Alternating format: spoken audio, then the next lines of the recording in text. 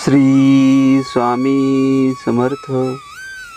प्रिय भक्तांनो, आज आपण पाहणार आहोत मुस्लिम जमादारावर स्वामींचा कृपाहस्त. ही स्वामी चरित्रामधील एक परम पवित्र कथा. भक्तांनो, स्वामी चरित्रामधील अशा कथा ऐकणे ही एक प्रकारे स्वामींची सेवाच आहे. स्वामींची सेवा केल्याने जीवनात सर्व सुखांचे फळ मानवाला प्राप्त होऊ शकते.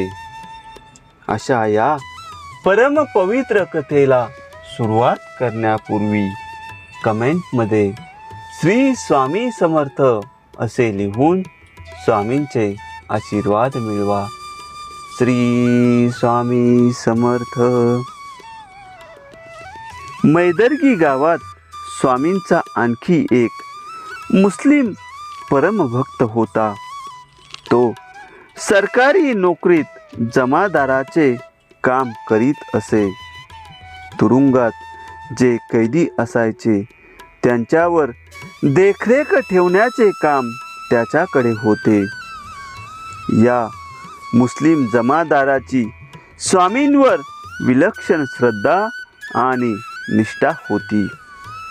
स्वामींचे अखंड नाम घेत निष्काम कर्मयोगाचे आचरण करीत तो स्वामींच्या स्मरणात जगायचा.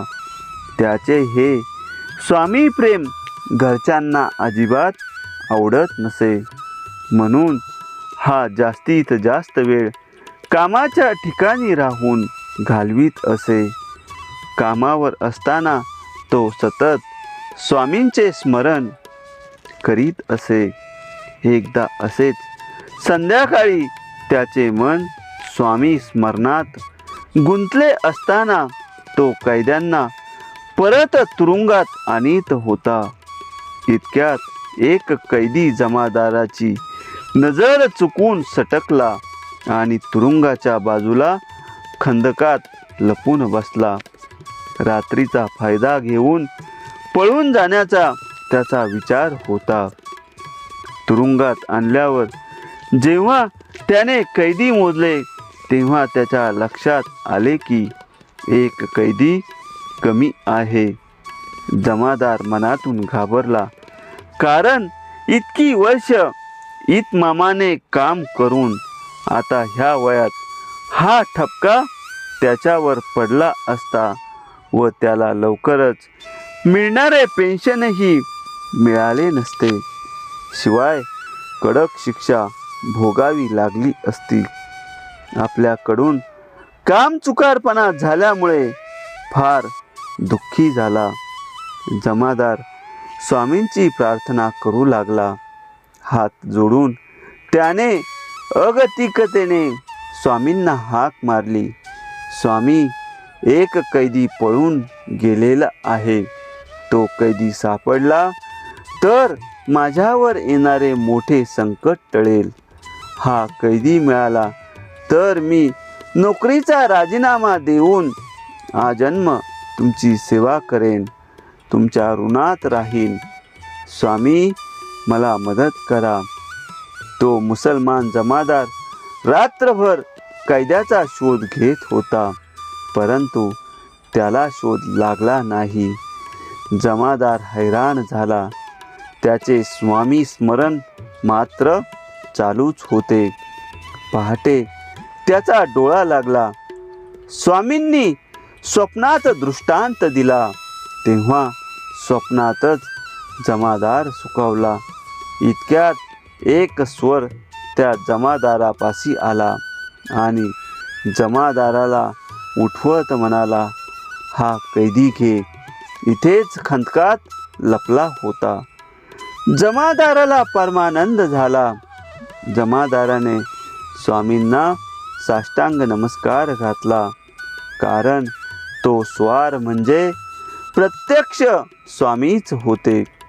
स्वामींनी आपल्या परमभक्ताचे असे रक्षण केले. तो मुस्लिम जमादार मामलेदाराकडे गेला आणि आदल्या रात्री झालेली हकीकत त्यांना सांगून आपल्या नोकरीचा त्याने राजीनामा दिला.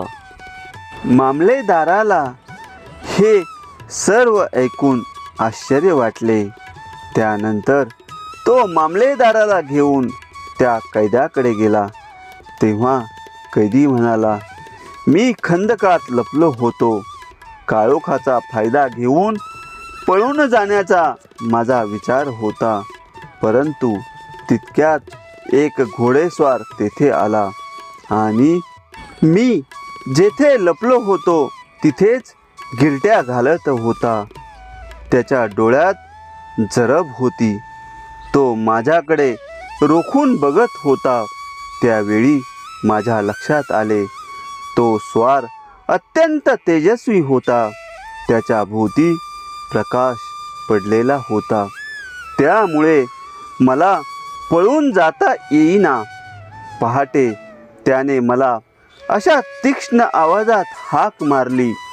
तेव्हा मी घाबरून गेलो आणि त्या खंदकाच्या बाहेर आलो. त्याने मला ओढत ओढत जमादारापुढे उभे केले आणि तो स्वार अदृश्य झाला.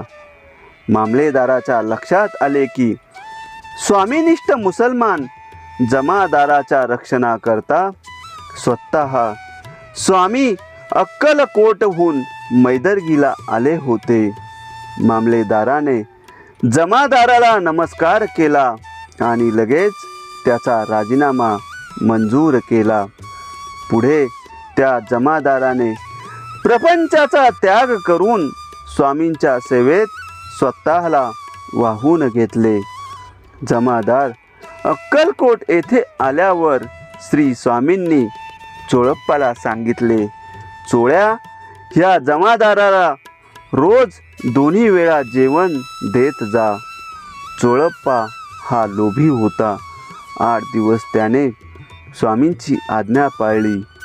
जमादार स्वामींभोवती सावलीसारखा फिरतो हे त्याला सहन होईना, म्हणून त्याने जमादाराला स्वामींपासून लांब ठेवले.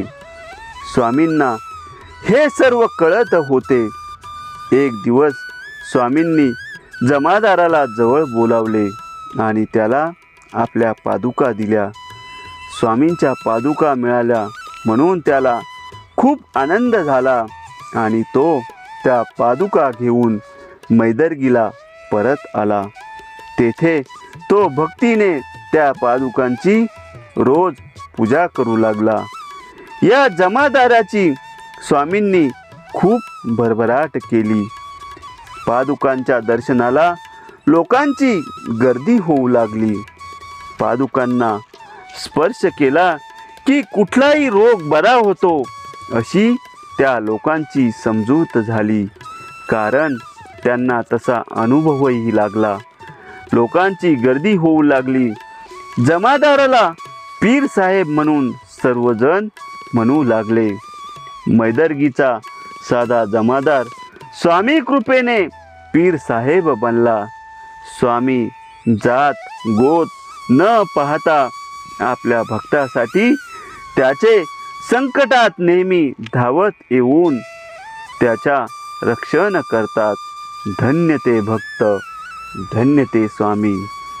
संतावरी जगाची श्रेष्ठ श्रद्धा, कर्मना करी त्याला कसली बाधा. भक्तांनो, अशा प्रकारे स्वामी चरित्रामधील ही पवित्र कथा संपन्न झालेली आहे. पुढील पवित्र कथा ऐकण्यासाठी चॅनलला सबस्क्राईब करा आणि स्वामींचे आशीर्वाद मिळविण्यासाठी कमेंटमध्ये श्री स्वामी समर्थ असे लिहा. श्री स्वामी समर्थ.